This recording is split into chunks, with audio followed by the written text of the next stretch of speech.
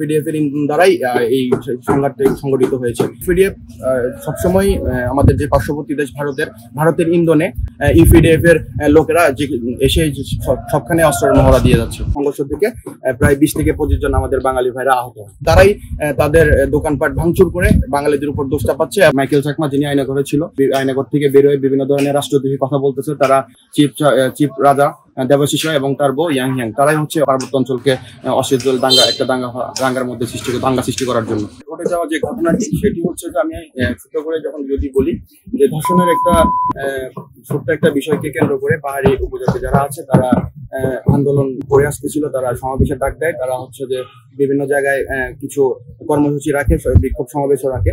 তো এই শান্তিপূর্ণ আন্দোলন থেকে তারা যখন এইটার মধ্যে যখন ইউপিডিএফ ঢুকে যায়, তখন তারপর থেকেই শুরু হয় এই একটা অরাজকতা। তারা সেনাবাহিনীর গাড়িতে হামলা করে এবং ওইখান থেকেই শুরু হয় মূলত এই সংঘাতের যে বিষয়টি। তারপর তারা অবরোধ ডাকে, সেই অবরোধ থেকে শুরু হয় মূল কাহিনী। সেই রিসেন্টলি গতকালকে আপনারা দেখে আসছেন, গতকালকেই যে ঘটনাটি ঘটছে গুইমারাতে, তার আগে ঘটেছিল সদরের উপজেলার মধ্যে আপনারা ওই বাঙালি এবং পাহাড়ি উভয় পক্ষ সংঘর্ষে লিপ্ত হয়েছে এবং সেখানে দফায় দফায় সংঘর্ষ হয় এবং সংঘর্ষ থেকে প্রায় 20 থেকে 25 জন আমাদের বাঙালি ভাইরা আহত হয়। এখানে ইউপিডিএফ দীর্ঘদিন ধরেই এই পার্বত্য অঞ্চলকে অশান্ত করার জন্য একটা পায়তারা করে আসছে। আমরা সেটা মানে খুব ভালোভাবেই জানি যে এখানে ইউপিডিএফ এর একটি ইন্ধন আছে এবং ইউপিডিএফ এর ইন্ধন দ্বারাই এই সংঘাতটি সংঘটিত হয়েছে।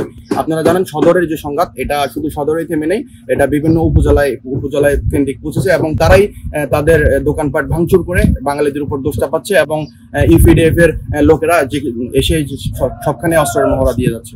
ইউপিডিএফ সবসময় আমাদের যে পার্শ্ববর্তী দেশ ভারতের ইন্ধনে আরো কয়েকটা সদস্য সন্ত্রাসী গ্রুপ আছে যারা ভারতের ইন্ধনেই এই পার্বত্য অঞ্চলকে অশান্ত করার জন্য দীর্ঘদিন ধরে পায়তারা করে আসছে। তবে আমরা যারা শান্তিপূর্ণ বাঙালি আছি, তারা সহাবস্থানকে কেন্দ্র করে সবসময় আমরা পাহাড়ি বাঙালি একসাথে সহাবস্থান করার জন্য দীর্ঘদিন ধরে চেষ্টা করে আসছি। কিন্তু কিছু দুষ্কৃতী মহল প্রায় সময় গত বছর এই সেম ঘটনাই ঘটে যে সাম্প্রদায়িক যে দাঙ্গা হাঙ্গামার এই ঘটনার মধ্য দিয়েই মূলত ইউপিডিএফ বিশ্ববাসীর কাছে এবং বহির্বিশ্বের কাছে একটি বানিয়ে দিতে চায় যে পার্বত্য অঞ্চলে তারা বাঙালিদের কাছে নির্যাতিত এবং সেনাবাহিনীর কাছে নির্যাতিত। বরঞ্চ সেনাবাহিনী পার্বত্য অঞ্চলে শান্তির যে সম্প্রীতির যে কাজ দীর্ঘদিন ধরে করে আসছে, বাঙালি পাহাড়ি উভয়দেরকেই সহাবস্থান নিশ্চিত করার জন্য তারা কাজ করে যাচ্ছে পার্বত্য অঞ্চল।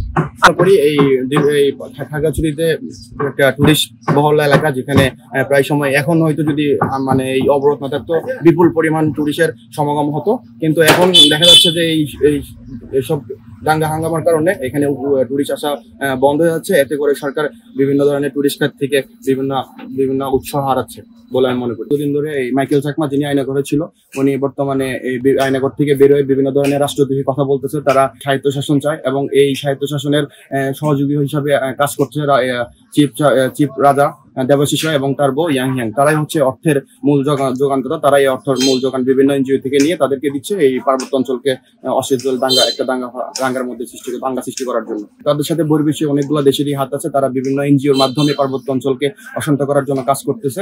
তারা প্রত্যেকটা প্রত্যন্ত অঞ্চল যেখানে হচ্ছে ভালো করে সুবিধা পৌঁছানো, সেখানে এনজিওর মাধ্যমে তারা এই প্রত্যেকটা প্রত্যেক ষড়যন্ত্রের যে জাল বা যে বিষ, ওটা ঢুকাই দিচ্ছে ওই এনজিও গুলোর মাধ্যমে। এটার মধ্যে আমরা মনে করি যে কাজ করতেছে ইয়াং হিয়াং, যেটা হচ্ছে দেবাশিস রায়ের ওয়াইফ। তারা বিভিন্ন সময় এই পার্বত্য অঞ্চলে বিভিন্ন ব্যবসায়ী থেকে চাঁদা কালেক্ট করে, আর বহির্বিশ্বের থেকে কিছু টাকা তাদেরকে সহযোগিতা করা হয় এই পার্বত্য অঞ্চলে। বিশেষ করে ইন্ডিয়া থেকে তারা বিভিন্ন সময় অস্ত্র ইম্পোর্ট করে এবং বিভিন্ন সময় অস্ত্র দিয়ে পার্বত্য অঞ্চলের ব্যবসায়ীদেরকে গুম, হত্যা, খুন এবং ব্যবসায়ীদের থেকে চাঁদাবাজি করে সেই অর্থ দিয়েই মূলত তাদের পার্টি চালায়।